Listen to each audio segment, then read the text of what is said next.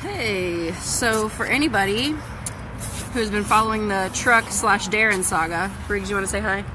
Hi, everybody! What's your name? We today have driven... Wait, who's calling us? This is my friends. This is whoever. Oh. Okay, call them yourself. Say hi, Melissa. This is Melissa. Hi, Melissa. Ask her when are you going to play with B and everybody again?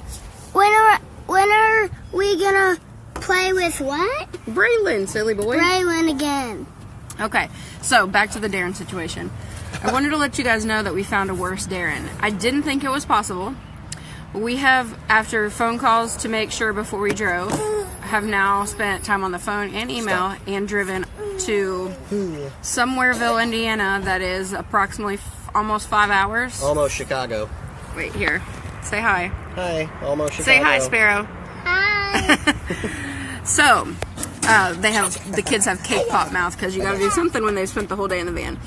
So we get here, and we were told this truck has like everything we want for the price we want. So we should have known. And basically, it's like got a bunch of dings and scratches and whatever. Not a big deal. We get in the DVD player that we had wanted. That was one of my things. Doesn't work, but it's just acting like there's a DVD stuck in it, so that's probably not that much to fix. One of the seat belts in the back seat mysteriously doesn't fasten.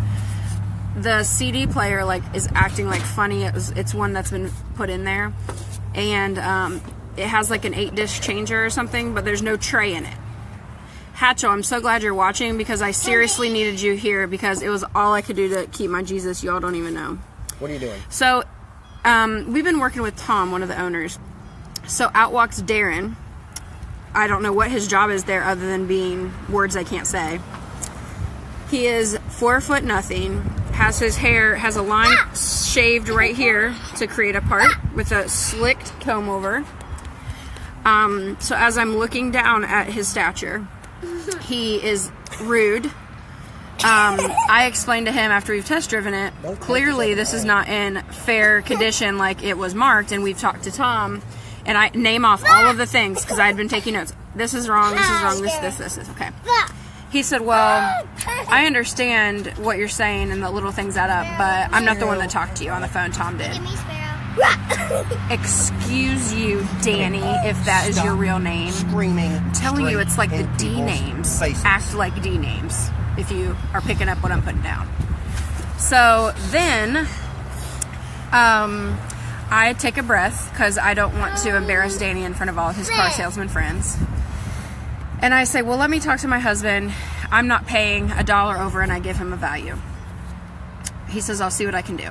So I told Spence, go ahead and take the car seats out of the car because I'm not feeling good about this. This is what he said to me, whatever. I go back in to talk to him. The office is the size of maybe our living room, and we live in a camper. And he's on his iPhone 94, whatever version. And he said, rose gold, because that's manly. And he says, yeah, okay. And hangs up the phone. And says, yeah, I can't do under, and it gives me a price $2,000 above what I did. Okay?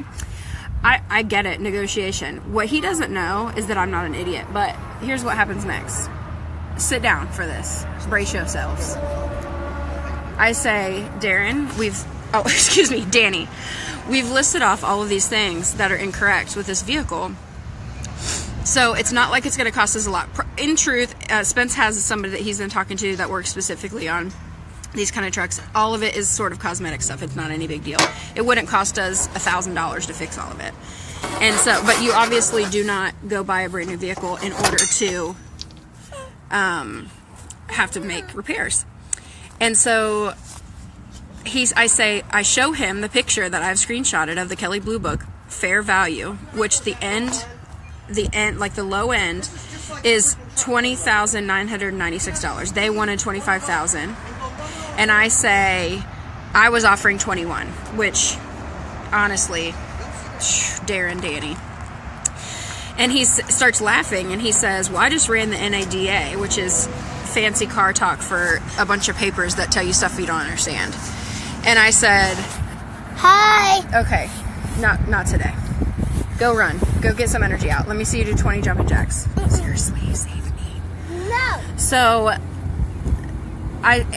he says, did you, this is what he says to me. Did you even put the right mileage in? Or even the right kind of car? Oh, that's how you want to play it, Danny. I started laughing because it was my mechanism to not jump over the desk at his miniature stature and body slam him through the tinted windows of that office. I said, clearly, you don't want to sell a truck today. And he said, well, we don't try to deceive people. And I said, well, that's what I would call not giving somebody the direct answer to their question when they ask on the phone before driving 5 hours one direction for an entire Saturday with 2 children, ages 2 and 6. So I did not appreciate Danny's attitude. I walk away. Well, whatever this dude's name is that works for him, who's at least twice his age, runs after me. Wait. He says he'll do it for 21 plus tax. Excuse me, did I stutter, Danny? Can we turn up? Maybe you need to move your comb over a little bit up higher so you can hear the words that are coming out of my mouth. 21 and not $1 more, or I sign nothing. And so I said goodbye. So we left. We are not down to the Starbucks, which I had to get because I'm on the verge. And Briggs says to me, why are you so mad, Mommy? I said, because even adults are disrespectful sometimes, and I have to talk to the Lord and take a breath before you have to use your allowance to bail your mother out. So here we are at Starbucks. Oh boy, Tom calls. Apparently Darren Danny called his boss to let him know I was not happy. Good move. Mommy. The first words out of my mouth, Tom started talking. I said, oh, skirt. No, this is your time to listen. No talkie, Tom. I said, I don't know who hired Darren Danny, but you need to fire him immediately and consider new employment. I explained the situation. He profusely apologized. That's not how he does business. I said, that's interesting because you're the one that lied to my husband on the phone. And he said, well, I took it to the guy that inspects it all the time, and I had no reason to wonder what was going on or think that, he wouldn't have checked things. I said, like the DVD player, he said, we only look for minor things. Oh, I didn't know the seatbelt was minor. What? Where do we live? And Christy Mendenhall and Emily Hatchell, while you were on here, I drove past where you live in Indiana to get to this place. What happened to the people here? I mean, it is ridiculous. So, Tiny Danny, deuces. I'm sitting here thinking, what do we do? Because guess what Tom said? I'll sell it to you. I will sell it to you for 21. I'm so sorry you had to drive so far. I'm so sorry for Danny, Darren, whatever his name is, D-Swizz, for how he talked to you. And so now I sit sipping my Starbucks, fed my kids cake pops, right? Yeah! And now we have to decide. I got what I wanted. Do I take the deal?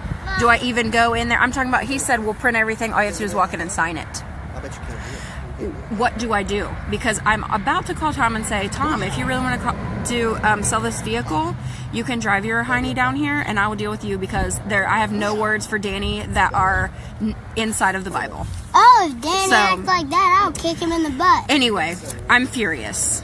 Oh, Hatchell. Seriously, both Hatchells. Come on. Whose team are you on here? So the saga continues, and honestly, I just so want to be done with this truck buying experience that I'm about to rip my hair out. And I don't know who's honking at me, but watch that be Danny. Oh, wouldn't that be so funny? I would get him right on here. Yeah, it's a good deal. But I'm so mad. I am so mad. Hatchell, seriously. Oh, next weekend, get ready. I will hug you and then I'll punch you in the back of the head. So I love you guys. Thank you for supporting us in this redonkulous situation. I'm probably going to go sign it. I don't know what to do. Okay. I'll tell you what happens. Yeah, Danny can shove it. You're right. Okay, say bye. Bye, everybody. Say, what should we do? Should we buy it? What should we do? Should we buy it? Yes. What do you think? Should we buy it? Should we buy it? Say yes or no. Buy it. Okay. Bye. Let's go buy the truck. Yes, Christy, definitely.